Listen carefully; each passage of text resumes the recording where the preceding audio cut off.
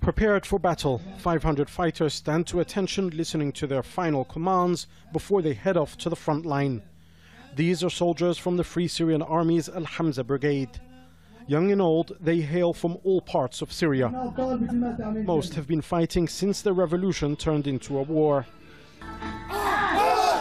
In the early days, the enemy was one, the regime of Bashar al-Assad, whose army had killed innocent protesters, forcing many of its own soldiers to defect and form the Free Syrian Army.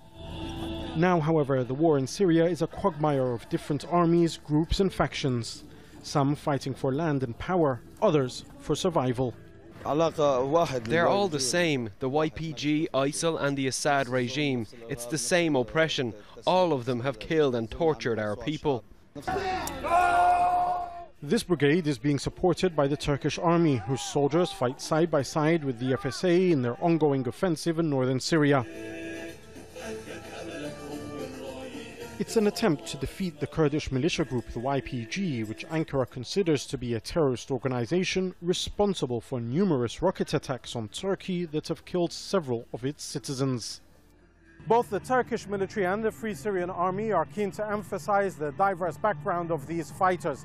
They're made up of Kurds, Turkmen and Arabs. As far as the Turkish military is concerned, this is a fight against a terrorist organization, the YPG. As far as these fighters are concerned, this is a continuation in their 8-year-long war and battle for freedom in Syria.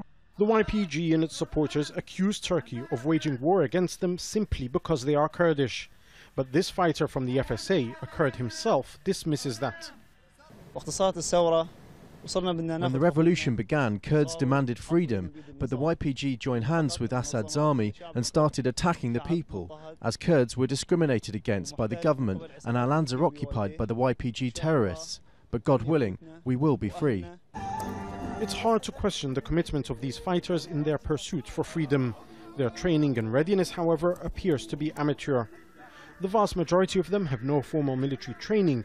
Most led simpler, more peaceful lives before this war began. Their commander tells me that while their immediate target is Afrin and defeating the YPG there, it is Assad and his regime who are their main enemy. The YPG and Assad are two sides of the same coin. Like Assad, they have killed thousands and expelled the people from their homes. From Assad's army to Hezbollah fighters to ISIL and now the Kurdish militia, these men have fought countless battles in search of freedom. That freedom has remained elusive. The only reality they've seen is death and destruction. Who knows, maybe one day this war will end. Jamal Al-Shayal, Al Jazeera, Azaz, Northern Syria.